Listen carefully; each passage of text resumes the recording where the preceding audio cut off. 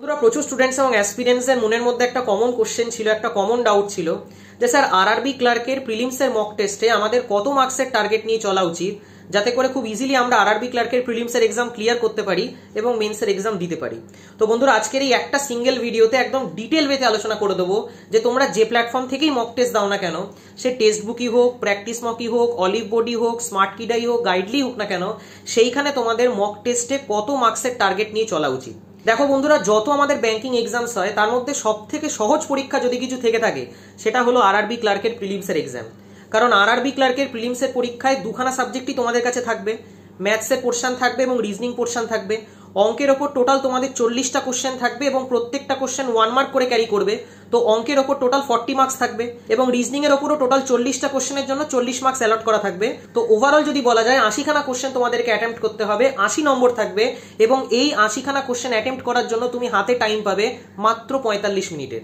তো ন্যাচারালি বুঝতেই পারছো, পেপারের লেভেল যদি ইজি হয়, ইজি কোশ্চেন যদি তোমার কাছে আসে, তাহলে স্টুডেন্টরা প্রচুর পরিমাণে অ্যাটেম্প্ট করবে। ন্যাচারালি কাট অফ অনেক হাই যায়। তুমি যদি লাস্ট কয়েক বছরের কাট অফ দেখো ওয়েস্ট বেঙ্গল থেকে, তো আরআরবি ক্লার্কের কাট অফ বেশ হাই যায় এবং হাই যাওয়ার পেছনে একটা প্রধান কারণ হচ্ছে যে পেপারের লেভেল এত ইজি হয় দেখে। তো ন্যাচারালি আমি তোমাদেরকে সাজেস্ট করবো যে তোমরা যে প্ল্যাটফর্ম থেকেই মক টেস্ট দাও না কেন, সবসময় 70+ মার্কসের টার্গেট নিয়ে চলবে আউট অফ 80।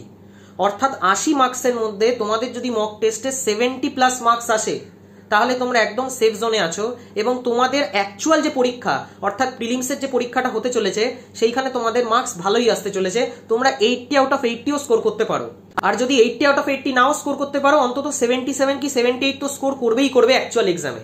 কিন্তু প্রিলিমসের যে মক টেস্টের লেভেলগুলো থাকে সেটা এক্সাম লেভেলের থেকে একটু হাই থাকে দেখে আমি 70+ স্কোর তোমাদেরকে বললাম।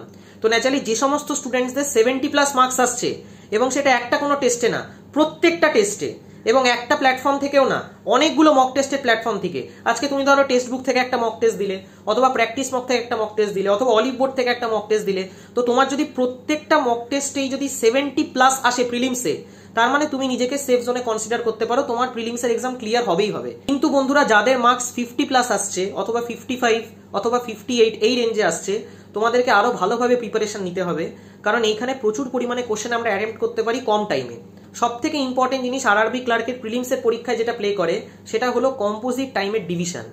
যে স্টুডেন্ট কম্পোজিট টাইমটাকে ভালো করে ডিস্ট্রিবিউট করবে না, যে স্টুডেন্ট কম্পোজিট টাইমটাকে ভালো করে ইউজ করতে পারবে না, সেই স্টুডেন্ট আরআরবি ক্লার্কের প্রিলিমসের এক্সামও ক্লিয়ার করতে পারবে না।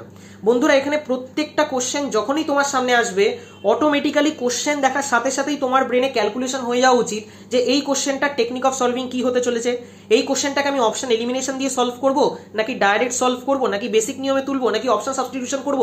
এই জিনিসগুলো ডিরেক্টলি তোমার ব্রেনের মধ্যে আসা উচিত এবং ততটাই লেভেলে তোমার প্র্যাকটিস থাকা উচিত। তার জন্য সমস্ত কনসেপ্টগুলোকে খুব ভালো করে ক্লিয়ার করো এবং সেই প্রত্যেকটা কনসেপ্টের ওপর টেকনিক অফ সলভিং খুব ভালো করে শেখো। কারণ ম্যাথস আর রিজনিং এ কিন্তু ম্যাক্সিমাম স্টুডেন্টেরই অ্যাকিউরেসি 100% থাকে। এখানে যদি ইংলিশের পোর্শন থাকতো অথবা জিকের পোর্শন থাকতো, তাও আমি তোমাদেরকে বলতাম যে এখানে অ্যাকিউরেসি 100% না রাখলেও চলবে, এখানে তোমরা 91, 92, 95% অ্যাকিউরেসি থাকলেও চলবে। কিন্তু এইটা ম্যাথস এবং রিজনিং এর পেপার হতে চলেছে যেখানে অ্যাকিউরেসি ম্যাক্সিমাম স্টুডেন্টদেরই 100% থাকবে। কারণ তোমরা নিজেরাই অঙ্ক সলভ করলে অথবা রিজনিং সলভ করলে বুঝে যাবে যে কোশ্চেনটা ঠিকঠাক সলভ হচ্ছে কি হচ্ছে না। তো ন্যাচারালি খুব ভালো করে ফোকাস করো। সবার আগে কনসেপচুয়াল ডেভেলপমেন্টটা খুব ইম্পর্টেন্ট যে কোনো কম্পিটিটিভ এক্সামে, এবং এই জিনিসটা আমি প্রত্যেকটা ভিডিওতে বলে আসি, এই ভিডিওতেও বলবো। যারা ওপর পড়ছো, যারা সুপারফিশিয়াল ওয়েতে পড়ছো, যারা সারফেস লেয়ারে পড়ছো, তাদের জন্য কিন্তু এক্সাম ক্লিয়ার করা খুব ডিফিকাল্ট।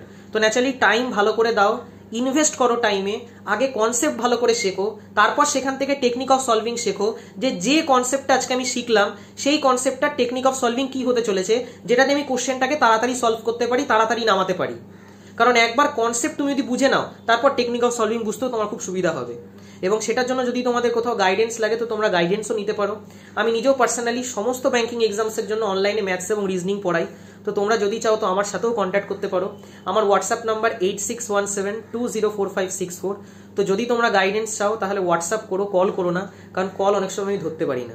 আমি নিজে আইবিপিএসপি এবং আইবিপিএস ক্লার্ক দুটো পরীক্ষায় ফার্স্ট অ্যাটেম্পটেই ক্লিয়ার করেছি। ন্যাচারালি তোমাদেরকে খুব ভালো করে গাইড করতে পারবো যে কি টেকনিক অফ সলভিং হওয়া উচিত, কত তাড়াতাড়ি একটা কোশ্চেনকে সলভ করা উচিত এবং কত বেশি অ্যাটেম্প্ট করা উচিত যাতে করে আমরা কাট অফ ক্লিয়ার করতে পারি। আরআরবি ক্লার্কের কথাও যদি বলি, তো আরআরবি ক্লার্কের প্রিলিমসে আমার 80 আউট অফ 80 মার্কস ছিল। ন্যাচারালি আমারও টাইম ডিস্ট্রিবিউশন এরকম ছিল যে যেহেতু কম্পোজিট টাইম আরআরবি ক্লার্কের প্রিলিমসের পরীক্ষায় পাওয়া যায়, ওই জন্য 23 মিনিটস আমি ম্যাথসে অ্যালট করতাম আর 22 মিনিটস আমি রিজনিং অ্যালট করতাম। তো 23 + 22 এই অনুযায়ী আমি চলতাম, কারণ টোটাল 45 মিনিটসের আমাদের একটা টাইম থাকে, সেইখানে 23 + 22 এই রুলে আমি চলতাম। ইভেন বন্ধুরা এই জিনিসটাও তোমাদেরকে জানিয়ে দিই যে তোমরা যত পাজেলই সলভ করো না কেন, কারণ কিছু স্টুডেন্টদের একটা ডাউট এখানেও থাকে যে স্যার যখন আমরা পাজেল সলভ করবো তো আরআরবি ক্লার্কের পাজেলে আমাদের কতটুকু টাইম লাগা উচিত। তো আরআরবি ক্লার্কের সমস্ত পাজেলই তোমরা সিঙ্গেল ভ্যারিয়েবলে পেতে চলেছো, একটা পাজেলও ডবল ভ্যারিয়েবলে তোমরা পাবে না, এবং এই জিনিসটা তোমরা মিলিয়ে দেখে নিতে পারো। তো ন্যাচারালি যদি সিঙ্গেল ভ্যারিয়েবলে কোনো পাজেল আসে, সেই পাজেল অনেক তাড়াতাড়ি সলভ হয়ে যায় আমাদের। সেই পাজেল সলভ করতে ম্যাক্স টু ম্যাক্স আমাদের 1.5 থেকে 2 মিনিট টাইম লাগে, কি তার থেকেও কম টাইম লাগে, তার আগে আমরা সলভ করে নামিয়ে দেবো। তবে হ্যাঁ বন্ধুরা, তোমাদেরকে কিন্তু এখানে অ্যাটেম্প্ট বাড়াতে হবে এবং তোমাদেরকে এখানে অ্যাকিউরেসিও খুব ভালো রাখতে হবে। এবং এই জিনিসটা আমি বারবার রিপিটেডলি এই কারণে বলছি, কারণ যেহেতু পেপারের লেভেল ইজি হয়, ওই জন্য স্টুডেন্টরা অ্যাটেম্প্ট প্রচুর পরিমাণে করতে পারে, তো ন্যাচারালি কাট অফও খুব হাই যায়। তো ন্যাচারালি কাট অফ যদি হাই যায় এবং তোমার অ্যাকিউরেসি যদি খারাপ থাকে, আজকে সাপোজ তুমি 80তে 80খানা কোশ্চেনই অ্যাটেম্প্ট করছো, কিন্তু তোমার অ্যাকিউরেসি যদি বাজে থাকে, তো তুমি তো কাট অফ ক্লিয়ার করতে পারবে না। তো অ্যাকিউরেসির উপর খুব ভালো করে খেয়াল রাখো এবং অ্যাটেম্প্টের উপরও খুব ভালো করে খেয়াল রাখো, কারণ ইজি পেপারে স্টুডেন্টদের অ্যাটেম্প্ট কিন্তু অনেক বেশিও হবে এবং এইখানে অ্যাকিউরেসি একটা খুব ইম্পর্টেন্ট রোল প্লে করবে। ওই জন্য আরআরবি ক্লার্কে ভয়ঙ্কর লেভেলের কাট অফ যায়, 75+ কাট অফ যায়, 77+ কাট অফ যায়, 78+ কাট অফ যায় আউট অফ 80। তো বুঝতেই পারছো কাট অফের লেভেল কত ভালো যায় আরআরবি ক্লার্কের পরীক্ষায়। কেন? কারণ পেপারের লেভেল এত ইজি আসে বলে। তো ন্যাচারালি খুব ভালো করে প্রিপেয়ার করো এবং চেষ্টা করো বন্ধুরা তার কাছ থেকেই গাইডেন্স নেওয়ার, যে অলরেডি ফিল্ডে সিলেক্টেড, যাতে তার টেকনিক অফ সলভিং, তার মেথড অফ সলভিং তুমি ভালো করে শিখতে পারো। বাকি এই ছিল আজকের ভিডিও। আই হোপ তোমাদের এই ভিডিওটা দিয়ে কিছুটা হেল্প করতে পারলাম। ভিডিওটা যদি তোমাদের ভালো লেগে থাকে তাহলে অবশ্যই লাইক এবং বন্ধুদের সাথে শেয়ার করো। Thank you.